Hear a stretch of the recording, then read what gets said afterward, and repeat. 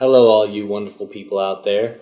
I appreciate you guys tuning in. I hope we can entertain you. We're about to give our first stab at the Zero to Hero Project podcast. I'm going to give Kenton, Clairmont, the CEO of Train to Hunt, a call, and we're going to have a brief discussion with all things hunting, training, and whatever else we feel like talking about. So, hope you guys enjoy it. Thank you.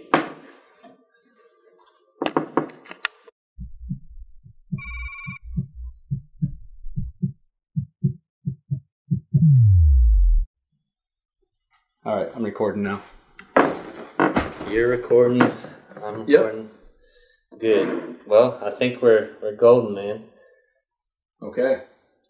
Well, how are things? We've got one regional event under our belt, and man, you got a busy month coming up in June, don't you?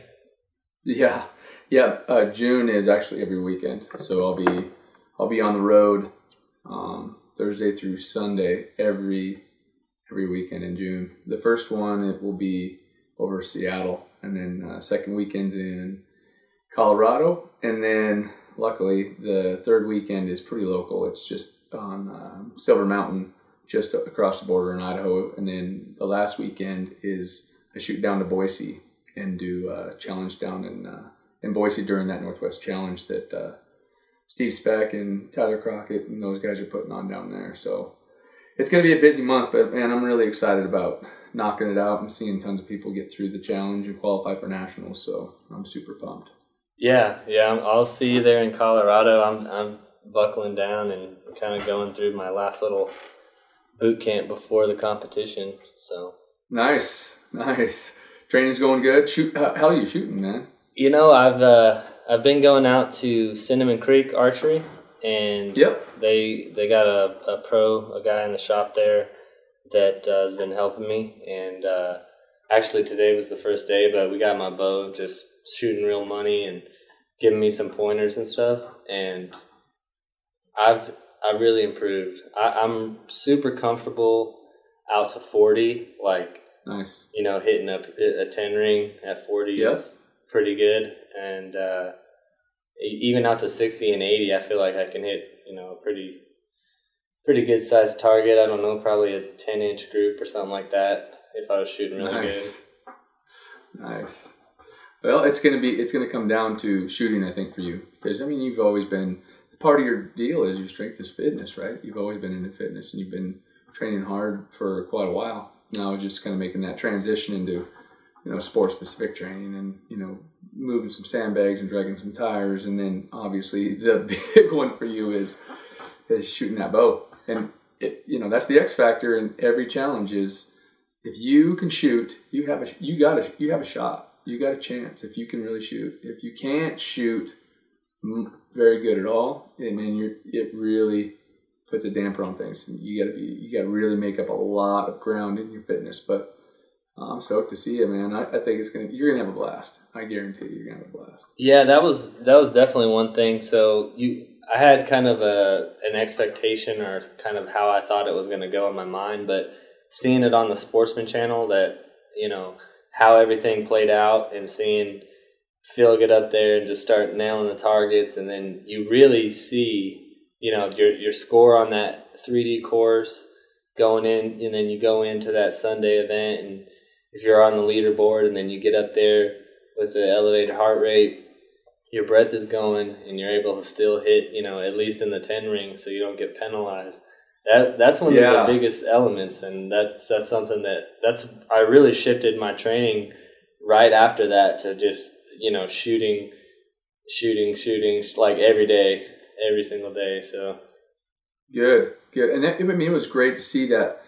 See it on Sportsman's Channel. It was kind of surreal for me just because, you know, this business has been, you know, I've been banging away for 5 years at, you know, at Train to Hunt and the Train to Hunt Challenge. And it was kind of a surreal moment for me to see the Train to Hunt Nationals on the Sportsman's Channel. And I just hope that more people got a chance to really see what it was about, and it kind of calmed some people's nerves a little bit and maybe gave them the impression that, hey, you know, this is a cool chance for me to go out and just get a measuring stick on my fitness. It is competitive, but at the same time, people are, definitely cheering for you. We're all in this together. We're all into it for the name of fitness and living a healthy lifestyle and allowing fitness to enhance your hunting experience.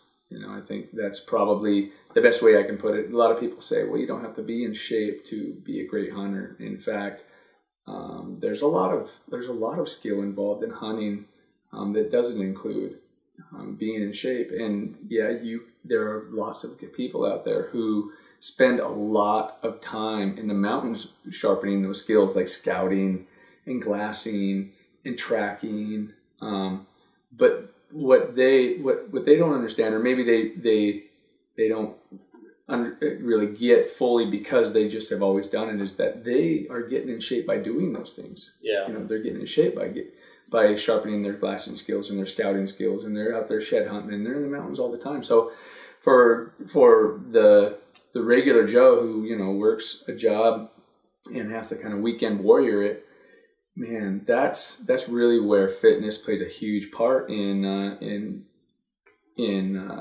hunting. Is that if you only have a few days that you can put aside to go out and hunt, maybe it's just one big trip a year, maybe it's an elk hunt in Idaho, for instance, Josh. Yeah, you want to be in the best shape that you can, so that you don't have any limits physically. If there's a bull, that's down in a deep draw, then it's, after, late afternoon, you want to be able to feel like, yeah, I can get down there and kill this bull and get him out. And if it takes us till midnight to get him out, then that's fine, because I'm ready physically. I'm sharp enough, and I've been training for this week to do that. So I guess that's my spiel about what fitness really plays, what role it really plays in hunting, is that it will help you to enjoy the hunt more, and it definitely increases your chances, because if you can stay alert and stay confident in your ability to get anywhere at any time, even day 5, 6, 10, 12, you're definitely going to have a better chance of harvesting an animal, rather than just sitting in camp and being like, man, I'm so sore, there was no way I could make that hike again. Yeah, I totally agree. I mean, I hope that I'm in good enough shape to pound the ground, but I want to backtrack a little bit and go back to the Sportsman channel, because I don't know who edited it, but I just want to give them a shout out, because they did a great job of capturing what Train to Hunt's all about. And going past that, I want to ask you, have you got any response from people that saw it? Did it help spread the word? Are there people signing up for regionals and stuff because of what they saw? What I did see was, I saw a surge in the Train to Hunt membership. We offer a free week trial, so people can get on there and they can do an entire week of workouts and just kind of check out what this Train to Hunt program is all about.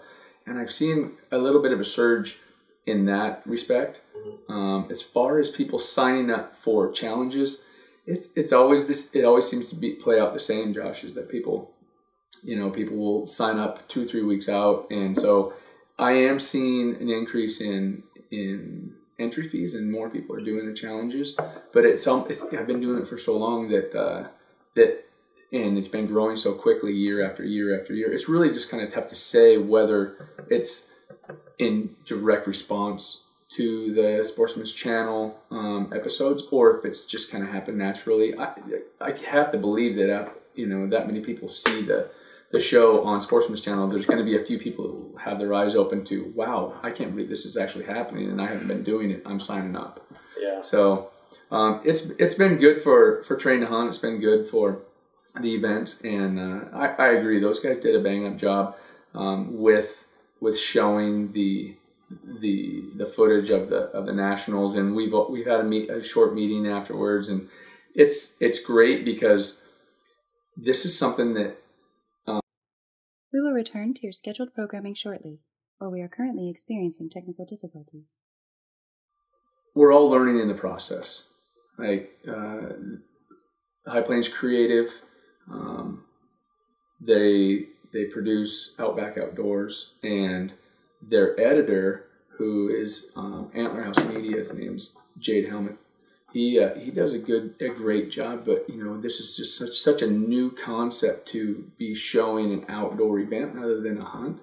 That I can't wait to see what they come up with next year, because it's just going to always improve and always be able to capture more of the excitement and the sounds of the event. So I'm super excited for the future. I'm super excited that more people got a chance to see what the Train Hunt Challenge is all about, and I think that it's just going to continue to grow. And at some point we're going to be running events where we're going to have to tell people, sorry, we can put you on a waiting list for next year, just because the events are going to get so big and they're going to sell out quick. Yeah, that's a good problem to have. And we can, as far as like 2016, what are you guys adding some new events, some more regional qualifiers? I know we've talked about bringing one here to Texas and kind of ventured down that path. Yeah, it's funny because I decided to expand. I got some guys in place, some great directors. If any of the listeners want to check out who the directors are, they can just go to trainhunt.com and go under directors and find out who these people are. But I got them in place, so we're going to expand in 2016. And initially, I thought we'll expand by 5, and now it's kind of creating this monster where I'm getting a lot of calls from a lot of different states that want to expand into their state, and they're ready to host. And Texas is on board, so Texas is solid. We're going to figure out a date, and we're going to make it happen. Tennessee, Utah, Nevada, Montana, Pennsylvania, or New York, one of those 2 places. And then possibly California. So we got quite an expansion plan for 2016, and that's in addition to what we're already doing now, which is Idaho, Washington, Oregon, Colorado, Wyoming, Arizona. So we got quite a lineup for 2016, and I'm hoping to get those dates set and ready to rock before the turn of the year, so that people can start jumping online and getting registered, and not miss out because they'll sell out. I think the one in Texas has a chance to sell out, so those Texas boys probably want to jump on there and get registered quick. Yeah, I'm gonna go ahead and call it. The 2016 Train to Hunt champion is gonna be from Texas. There we go.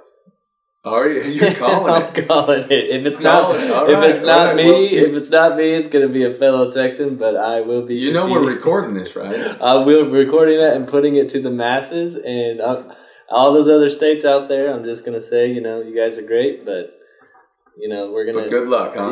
Yeah. Good luck. We're coming for you, baby. Oh man, that's great. We will return to your scheduled programming shortly, or we are currently experiencing technical difficulties. There was some All right, we're back. We're back. Recording. Yep. All right, so technical difficulties, but we're back in action. Hopefully we can keep it going. Yeah. So where were we? We were talking about how awesome Texas is. Oh yeah, that's right. You just threw down the gauntlet. You just said a Texan's going to be the Train Hunt national champion in 2016. Yep, and then we're going to get a repeat in 2017. There we go. Jeez, man, that's some heavy prediction right there, son. We'll see. I know Texas is a proud state, but man, I'll tell you, Colorado, Oregon, Idaho, Montana. They're pretty proud too. Well, Phil, we'll see. I'm excited to see. It's just going to keep growing and growing, and pretty soon we're going to be, we're going to have our Rich Froning. We're going to be like, where did this guy come from? Yeah. Hopefully Rich Froney's doing it. We're doing it in his backyard. We just firmed it up in Tennessee, in Marysville, which is not very far from where Mr. Froning resides. So that'd be awesome. Maybe we can get him out here and I know he likes to hunt shoot some arrows with us. Yeah, I know. We'll see. That'd be awesome. So are you all set and ready for Idaho work? Because we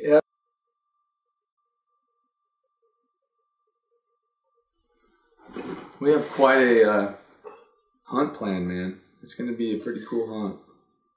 Yeah, so Ryan, your brother, is putting a gear list together so that I got to start checking off. Okay. I'm shooting good. I've got my boots ready. I'm gonna do a review of those. Brock already did the same boots review, but I'm just gonna do a little video review because those things are sweet. Yeah, they are. I have the same boots. Talking about really? The Solomons? Yes. Yeah, they're great boots. So I've been rocking some, I don't even know what brand they are, but they're kind of like military boots. Yeah. And I've been kind of stepping up the 2 days and doing all that, and I've had the worst shin splints for the past like 3 weeks. Like, can't get rid of them. Oh, really? And I threw on those Solomons and I train in them. And everybody thinks I'm crazy at the CrossFit. Yeah, I'm training in big old mountain boots, and I bring my bow all the time and shoot in the back alley. Yeah. But and then I did my first. I did 80 pounds for a mile the other day, and they just felt so much better. I was just like, oh, these are godsend. Nice. I'll tell you, there's the number one, in my opinion, piece of equipment that can ruin a hunt is boots. It's boots. If you have boots and you get raw heels or bad shin splints or something, it doesn't matter what kind of shape you're in. If you got raw heels, you're in trouble. So foot care and footwear is number one priority. So good for you. That's everything else we can kind of take care of, and really when it comes down to it, it doesn't come second, but really everything comes second after footwear. Footwear and then a pack. I mean, if your pack is terrible, you're gonna have it. It's gonna be tough. So we got you hooked up with the Kafaru, and you'll be rocking a Kafaru out here in Idaho. Yeah, I can't wait to get that thing. The pack I have now is also one of the, like, just a military type pack. I ripped the one compartment I was carrying heavy weight in, ripped through the bottom. So then I had to switch to the very back compartment, and the zipper's all broken, but I still can get it on there. Dang, man. Dang. Well, we'll have to get you one out there. We'll have to get you one out there to train with. Yeah. You said that it's like changes your whole life when you put that frame on. It does. It does. I'm telling you, I've had 10 different types of packs on, everything from Walmart to Mystery Ranch, and the Kafaru just blows me away. It just, like, I put 150 pounds in my Kafaru the first week I had it, and went for a 3-mile walk, and was like, I cannot, where have you been my whole life, basically? I can't believe how much more comfortable this pack is. With that wide waistband and the lumbar pad, and the thing's just bulletproof too. I mean, it's proven. I mean, I took it to that 10-day hunt out there in Alaska, and I mean, the zippers, the material, the frame, it's bulletproof. It's great. So I will never look back. Yeah, I can't wait for the pack and for the hunt. I think about it nonstop. I'm always like online looking at gear and just so excited, man, dreaming about it. And I was in the pro shop today, and I was shooting with my pack on in the indoor range because it was just, we already been outside for like 3 hours. It was just blistering hot. So went inside, and they're like, thought it was kind of weird that I was shooting. They're like, you're preparing for a pack hunt? And I was like, yeah. Kind of casual. And they're like, where are you going? I was like, oh, we're going up to northern Idaho. Oh, for elk? And I was like, yeah. How long are you going to be out there? And they're like, 10 days. They're like, whoa, like, that's going to be intense. I'm like, yes, it is. I'm so ready. Yeah. You know what? It's gonna be a lot of fun. I know this area well. I hunted it for 21 days in a row. And I was in elk every single day. It's tough to close by yourself because I was hunting solo the whole time, and I just had a tough time, with them hanging up. And I tried a ton of different techniques, everything from ambush, but it's tough to ambush a herd when you're, in these deep draws in the middle of the wilderness, because it's not like you're catching them coming off a wheat field or something, So it was really tough to predict, and the wind swirls a lot in these draws, and It's a challenging hunt, but it is a very exciting hunt because we will definitely be in elk and we'll be in bulls. I mean, it wasn't anything, Josh, for there to be 3 or 4 bulls bugling at one time. You know, in this one particular area. You're getting my blood pumping over here. It'll be a really fun time. And as I say that, I'm like, well, you know, we'll probably go up there and it'll be crickets. But I'm gonna do. No, so I'm gonna do. There was a guy. Go ahead. There was a guy in the pro shop, and there was another guy, and they were talking about hunting elk and trying to choose a broadhead and stuff. And he was talking about an outfitter that he hired to go hunt elk in Idaho, and I was like, "Oh, cool! I'm doing the same place up north." And he was like, "Well, here's what I was in Idaho last year," and just pulls out this picture of a 6x7 big bull, and it just like lifted my spirits. I'm just like, if this guy can do it, I can do it. You know? I just want one of those things so bad. Yeah, man. Well, I tell you what, you're doing everything you can. The only thing that you don't have that you can't get at a store or through training is experience, and this will be your first year of experience. And I've been doing this racket for a long time. You know, I've been hunting elk for 30 years, and every year I feel like I learn something. You know, so it's going to be exciting. You're going to have a good time. You're going to learn a ton about yourself. You're going to learn a ton about elk, you know, habits, and, you know, inevitably every hunter makes mistakes, you know, and you just got to go with your instinct. And that's really where you're going to find yourself at kind of these crossroads a lot. Like, what should I do? Should I move in? Should I stay back? What should I do? And the more you elk hunt, the more you learn to kind of trust your instincts and just make moves and live with them. It'll be fun to just listen to the stories and, you know, listen to you know, what you have to say about each day, because every day inevitably we'll learn something. And I'm really looking forward to bringing this hunt to you know, our listeners and our viewers and our members, and letting them kind of ride along with us as you experience your very first elk hunt. Yeah, I'm excited about that too. We're gonna try to film as much of it as we can, and I think I want to get some kind of audio recording device, so where maybe we could do like each night when we're sitting around at camp, like just do just a quick conversation about kind of the day's events and just kind of record it visually as much as possible, but then also like the summary of the day at the end of every day. We will return to your scheduled programming shortly, for we are currently experiencing technical difficulties. Where were we? We're talking about hunting. Who was going on the trip? Yeah. Yep.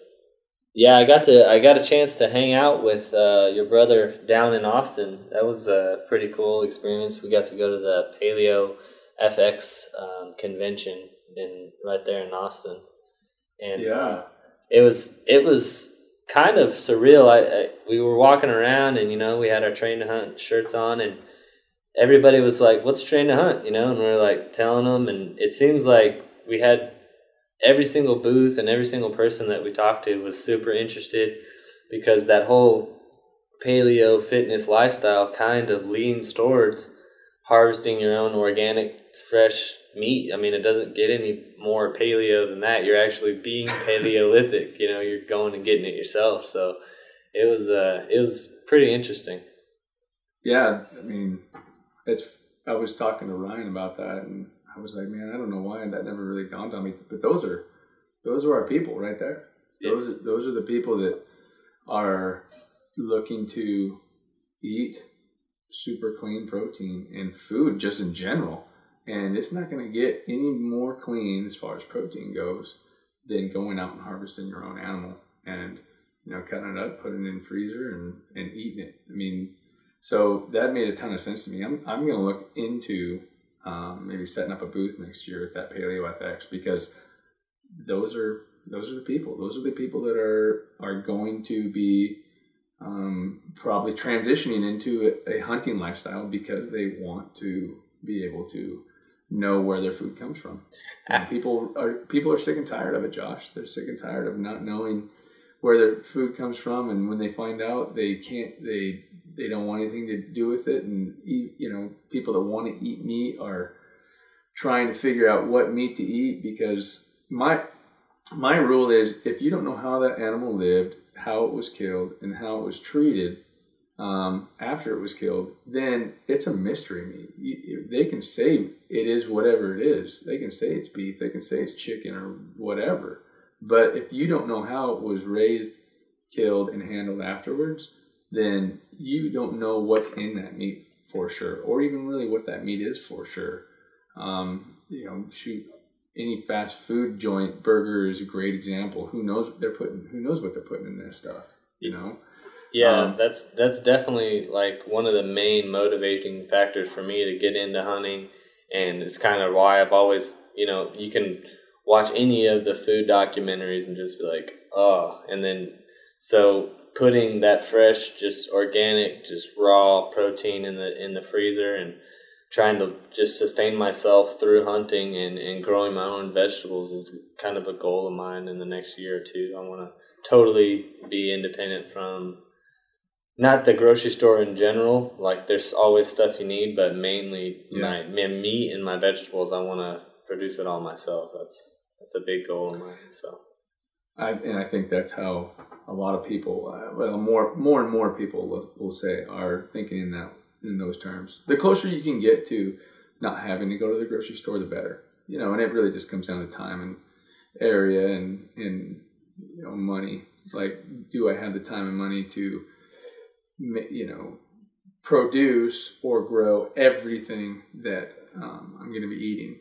Do I have time and space and money for chickens, so I can have my fresh eggs and fresh chickens and fresh vegetables, and plant some fruit trees and have fruit, and should I get some goats or a cow and only drink fresh milk, or you see, that's the kind of lifestyle I think people are starting to lean towards. The closer they can get to, I don't have to go buy food. And if I do, I'm not going to buy processed food. I'm going to buy, food that has one ingredient. Apples have one ingredient. It's an apple.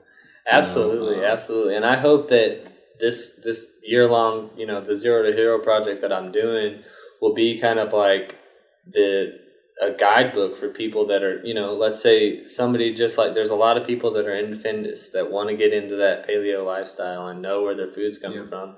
But hunting is a pretty tall mountain to climb. I mean, there's a lot that you have to know. There's a skill set that you have to acquire. And Train to Hunt is it's been such a great bridge, because if you can go and you can train and prepare and go compete in a Train to Hunt competition, your level of confidence to go in the woods, there's a lot of other skills that you have to actually, but you have a way better chance of getting lucky in the woods if you can pack 100 pounds of meat out, if you can shoot your bow effectively, and you can do the Train to Hunt competition. Has to be a huge boost of confidence. Plus the community that surrounds you, and like I could just text you or Ryan or Brock or any of the Train to Hunt directors any questions I have. And it's been just such a great platform for me as far as just a learning curve, super sped up by Train to Hunt. Well, that's something I think people don't really realize about the Train to Hunt program. I think there are some people out there who believe that we're just a bunch of gym rat muscleheads who are promoting fitness and just so happen to hunt. Where it's not, it's kind of the opposite, really. We're hunters. I'm a fitness geek, health geek. I have been my whole life. But the team that Train to Hunt is chock full of guys with amazing experience and knowledge of all the skill sets and the gear, and have tons of experience in lots of different areas, everything from Alaska to the East Coast, that are ready and able to help you with any questions you might have.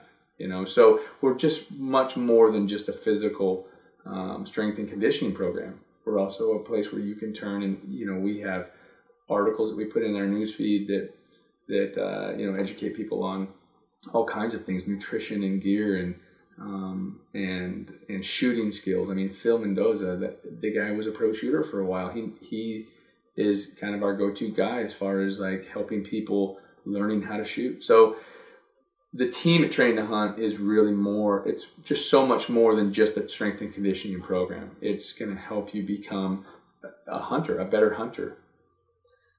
Yeah, it absolutely has. Is Phil going to let anybody else win any competitions, or is he going to go around? You know what? I think I don't know. We'll see. I mean, he's not just going to give it away. That's for sure. That'd be a statement if he won every regional going into nationals. Yeah, just go in and win every single one. Maybe he might be the Rich Froning who trained on. Yeah, just come out and just beat everybody. Yeah. Well, I'll tell you, I think that, you know, Phil is right now. He's the guy, and he realizes that this is a growing arena, and that you know, he's going to enjoy it while he can. You know, because he knows that he's got a target on him, and he's going to have to work, you know, harder and harder each year to stay on top of the heap. And so he's a great champion. We're so lucky to have him, and he's just going to just keep competing until, you know, who knows, he may always compete. But it will be interesting to see how things pan out this year. I mean, shoot, we haven't even got into the meat of the season yet. But he'll be in Fort Collins. I mean, he'll be in Colorado, so you'll get to see him firsthand. I mean, hopefully you'll be in the same heat as him and just get a real close look at what you're dealing with. Yeah, a monster. I'm excited. There's so many people that just Train to Hunt that I feel like I know those guys just because they put out content and you know, they're all generally likable guys and just involved with the same type of passion. And I think that it just carries over, and you're like, man, I hope, you know, one day I get to hunt with everybody. Yeah, that's kind of my dilemma. Is I meet so many great people, and you know, exactly. I feel like one of the things that I always want to do with the people that I meet and really enjoy being around is want to hunt with them, and there's so many of those guys that hopefully one day we'll be able to do a bunch of hunting together. But you're right, man. All these guys that are directors at Train to Hunt, they're all really salt of the earth types of guys, and they all have the same goal in mind, the same goal I have. And it's not about me; it's about we, and we are in business to help people become who they know they can be. It's not about, you'll never see me put a video up and talk about how cool I am. Really, I mean, I'm not a huge self-promoter. I do what I do to help people become who they've known they've always could be. And that's it. And that's what Train to Hunt is about, and that's what the people surrounding it want also. They just want to serve people and help them become the greatest hunters they can be, and great people, and it transfers to life. You know, if you can, there's a lot to be said about if you can overcome limitations that you've set for yourself and accomplish a goal, whether it be hunting or just in the fitness area or any area of life.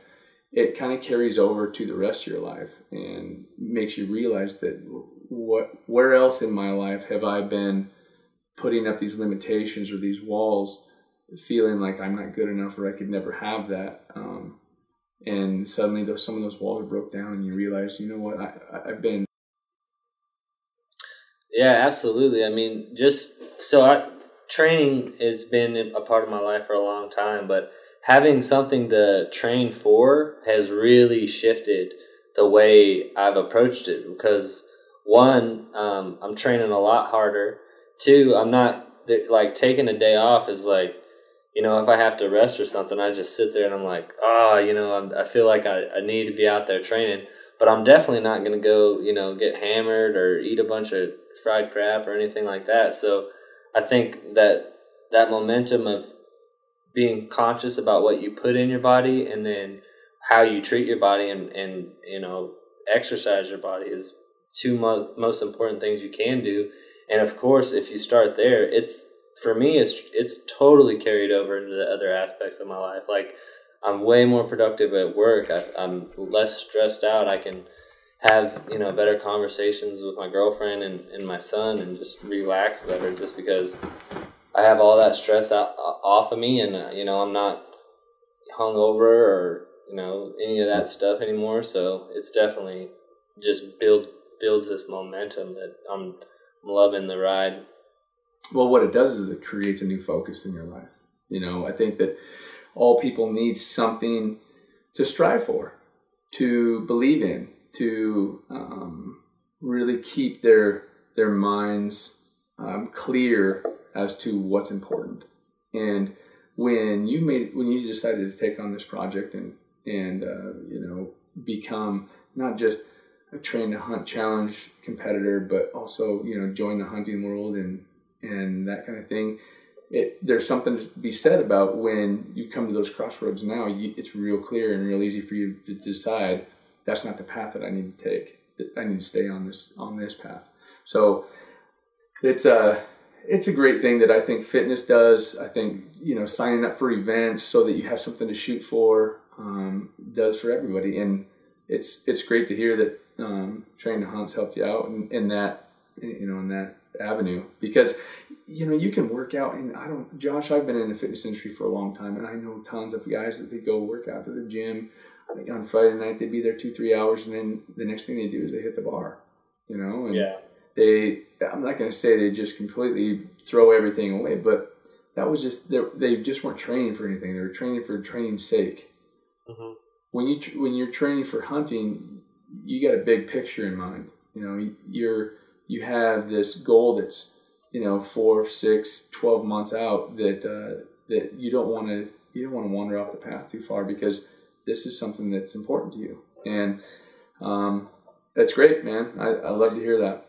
Yeah, right now I'm 4 weeks into no alcohol, no sugar, and yeah, boy. I tell you what, a sugar was a lot harder than alcohol. But yeah, what's really helped, and I want to say this because this has totally changed my eating habits, is this butter and MCT oil and the caveman coffee has changed my morning. And I'd never heard of it until me and Ryan went down there, and they were making up this buttery coffee, and we told them about Train to Hunt, and they loved it. I got to meet Keith Jardine, one of the owners and former UFC light heavyweight, and he was stoked about Train to Hunt and what I was doing, and tried the coffee, and just it's a every morning now for me. It's just totally changed the game. Yeah, that morning coffee with, I put coconut oil and butter in my morning coffee, and it really helps a ton because, it's a fat source, so that, it's slow burning and keeps your energy up throughout the day. You got a little caffeine in there to kind of get your buzzing going in the morning. And it's a great way to train your body also to use fat as an energy. Mm-hmm. So yeah, that's what we were talking, because they were interested, because Ryan was saying kind of how important it is to be not completely carb deficient in the mountains, but you want to be kind of ketogenic to where you don't need a bunch of simple sugars and carbs, and teach your body how to run off that fat and dive into your fat storage whenever you are depleted, because there's almost no way to give your body enough calories when you're in the high country, right? You just can't eat enough. Yeah, I mean, you're burning through calories so quickly when you're walking around with weight on your back, walking up and down mountains, and you always put on way more miles and burn way more calories than you can. It's really tough to eat that many calories. I mean, you can, but you'd spend most of the time trying to eat something. That's why you always have to have really high dense calories. Your trail mixes and your obviously your dinners at night, your dehydrated dinners, and that's why when we go on our backcountry hunts, we're counting calories. How many calories per ounce can we get jammed into our pack? Because when you start out on a 10-day hunt, you're looking at 25 pounds of food on your back, and so if you want to limit it to 25 pounds of food for 10 days, you have to count those calories. So you have to have really high dense calories, and we put tons of fat in as many things as we can. We bring olive oil, and we put 2 or 3 tablespoons of olive oil into our dehydrated meals at night just to get those extra calories. Because, man, we did a really good job, I thought, on our last sheep hunt because we were eating 4,500 calories a day, which is a lot of calories per day when you're packing it on your back. And we still lost weight. I mean, it's just tough to be able to pack enough food. So you want to be in ketosis, which is burning fat, as an energy source. And the way to train your body to do that is, what you're doing, which is first thing you do in the morning is you, instead of giving it cereal or oatmeal or some sort of a carb, you go with, a fat source, and it allows, and there's something about fat also that will kind of, what's the word I'm looking for? You're not going to crave sweets as much. Oh yeah, because I mean that people think butter and coffee is weird, but it's delicious. So I'll get up and drink that, and with a little bit of cinnamon in it. And if I wanted to, I could literally fast like all day now. I'm 4 weeks in. At the first 2 weeks, it was not as easy, like not to eat. Like I would look at bread and just be like, oh, I want it. Man, but then after I got over that hump, now I literally don't have to eat, and I'm not even hungry till like 1 o'clock. Yeah. It's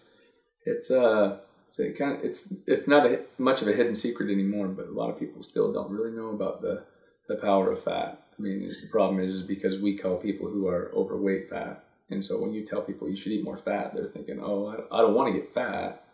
Well, you won't get fat unless you're just eating tons and tons of fat and sitting on your fat butt all day, Yeah. So, if you get that high quality fat, and I've tried to explain that to people since, because I'm just a huge advocate, and it is, I don't know if it's just the people I talk to or whatever. I mean, there's some people that if I mention it, they're like, yeah, of course, I've been doing it for X amount of time. But most people are like, butter and coffee, like you're putting fat in your coffee to help burn fat, and I'm like, exactly. Yeah, that's exactly right. what I got all day to burn it, and my body's going to learn to use fat as an energy source. It's little tricks like that's really essential, especially, not just day-to-day training, but also in the backcountry. I can't tell you how many people were just like jaw dropped that I had, 2 or 3 tablespoons of olive oil or coconut oil to my dinners at night, and it adds, somewhere around 300 extra calories. And I'm like, wow, I never even thought about doing that. Well, yeah, and a lot of the vendors at these paleo, they've never heard that take on it, because Ryan and kind of he trained me. We were going around to every bar, every trail mix, and we were just looking calories, weight, and just seeing what's the ratio, and we did find some pretty good ones, but everybody was like, really, you care that much about the weight? And it's like, yeah, you do. Yeah, you have to have very high dense calorie food in the backcountry, because otherwise, number one, you're not going to have room in your pack. Number two, you don't want to pack more than you have to. If you can get 200 calories in an ounce, why would you pack 50 calories in an ounce? It just doesn't make sense. So, and luckily, there's a lot of companies out there who are catching on, and they're making some really amazing stuff. So, yeah, we'll be looking to Ryan for his logistics. That guy spent like a month breaking down every single dry food company on the market, and is putting out a spreadsheet that I'm going to actually be posting on Training the Hunt site on which companies put out the best breakfasts and dinners for calories per ounce. Like, these are the companies that are getting it. These are the calories. These are the companies that are probably for more of your day hikes, that kind of thing. And I'm really excited about having him finish it up and send it to me so that I can kind of show everybody the difference between, like a Mountain House and a Hawk Vittles, for instance. We go Hawk Vittles almost strictly because Hawk Vittles has the most calories per ounce, and in my opinion, it tastes the best. Yeah, I've gotta order that. I want to get them get them in here so that I'm not waiting around and getting it close. Yeah, exactly. And it's, it's not a bad idea to, just make sure that the one thing you don't want to do, Josh, is you don't want to go out, 10 days in the backcountry on food that you've never eaten before. You That's want, true. so, you on some of those long days that you're doing, 100 pounds for 5 miles, you might want to order some extras and just see how your stomach reacts to something like that. It's going to seem super, super salty. I'm just going to warn you right now. When you eat a dried food, a hot vittles or even a mountain house or anything dry food, without, burning a ton of calories and sweating a ton during the day, if you just eat one at your house, I'm going to have one of these for dinner, it's going to taste really, really salty. But it's crazy because in the mountains it doesn't, because your body's, depleted of electrolytes and sodium. So when you eat them in the mountains, they just taste so good. You're like, man, this is the best thing I've ever eaten in my life. But they will be a little bit salty if you haven't really pushed yourself. Now, if you go out and take a whole Saturday and you go out for 3 or 4 hours and really push it hard, you eat hot vittles after that, and it's gonna taste dynamite. So it's just a heads up. Okay. Yeah, I imagine at the end of a day in the backcountry packing around, chasing elk up and down mountains, you're not too picky about what you eat. No, everything's just delicious, man. I think you'd probably put a turd in front of me and I'd be like, man, this ain't bad. Man, I hope it's elk backstrap, I'll tell you. Yeah, that's the plan, man. It's the plan. I'm it's one of those things that I'm happy to do it. I'm We will return to your scheduled programming shortly, or we are currently experiencing technical difficulties. So it's going to be you and I and Ryan, and I have a buddy of mine who wants to come along because he's never been on a backpack hunt either. He's in good shape. He's been doing training hunt workouts for a long time. We've been good friends for 3 or 4 years, and he just wants to come along and video. That's all he wants to do. He's like, I'll just be your videographer. I'd love to come along. I'll bring my cameras and I'll just be the camera guy. But I definitely want to be in on this. So there'll probably be 4 of us. One of them will be a camera guy, and then Ryan and I will be there to assist you in trying to get some elk on the ground, brother. Yeah, so we're gonna. That's awesome that he wants to come in video. That couldn't have worked out any better, I don't think. Yeah, I couldn't have. It really couldn't. If we go, so we're gonna go and just like pack in like X amount of miles. Let's say it's 3. That's I don't know. That seems like a lot, but pack in 3 miles with a heavy pack and then kind of drop camp. Yeah.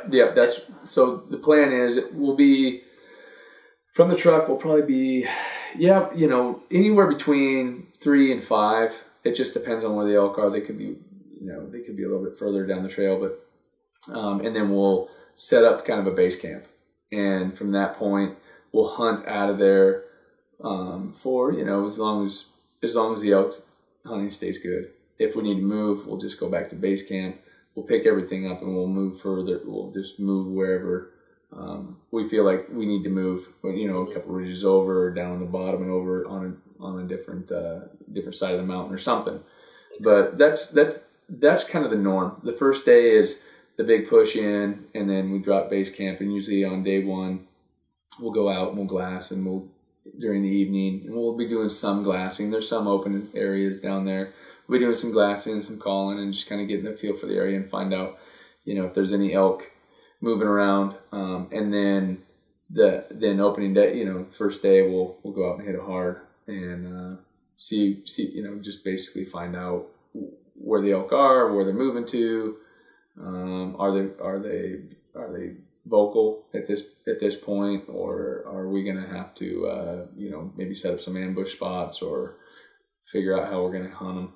If for some reason things get slow around there, and usually we'll hunt 2 or 3 days in an area, and then we'll move on. Just because if you just pound it, a lot of times they'll just move out of the area anyway. So we'll go 2 or 3 days, and then we'll move a little bit, and we won't ever go back to the truck. We'll just move down the ridge. It's a really, really big area, so we'll just find a new ridge and a new draw to hunt, and just keep moving on. So I've been listening to a lot of podcasts and reading a lot of stuff. So there's that base camp type hunt, but then there's also people that kind of recommend you go just super ultra light and just bivvy.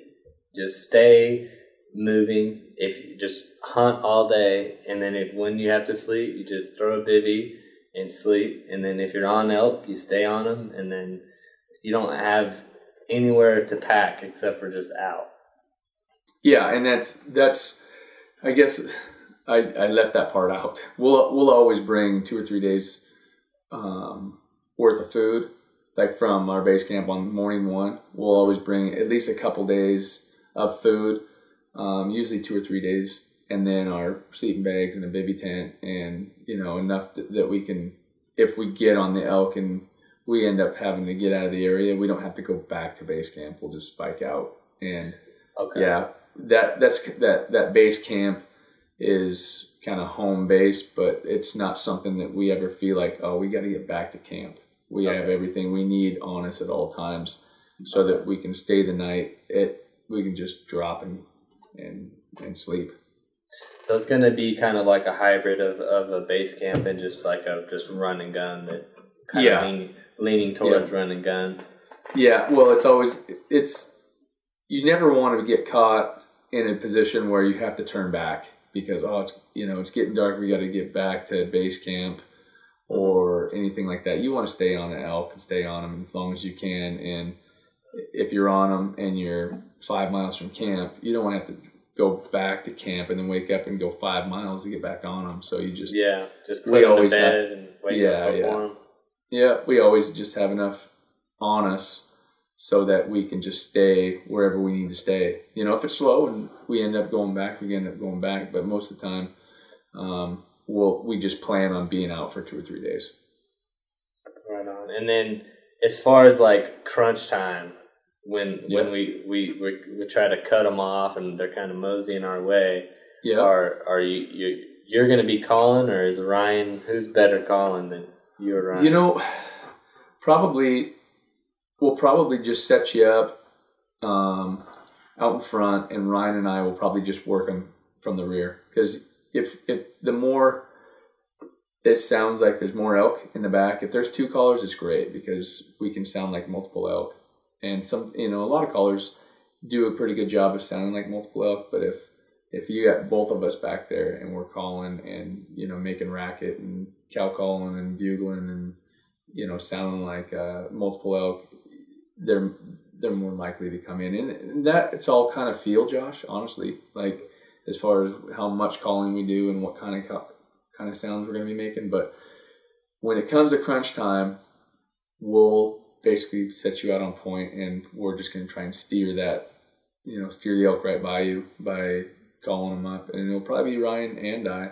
Maybe I may stay a little bit closer, and send Ryan further back, just so I have your 6, and I can kind of, if we need to make a move, maybe I can holler at you or something. But for the most part, the best technique is always going to be put a guy on point, in a spot where there's some nearby trails where he's probably going to be coming up these trails, either lateral trails or whatever, and then the caller kind of steers them. Like if the elk are starting to circle to the right, then we'll move down the hill and have them, so that you're always between us and the elk.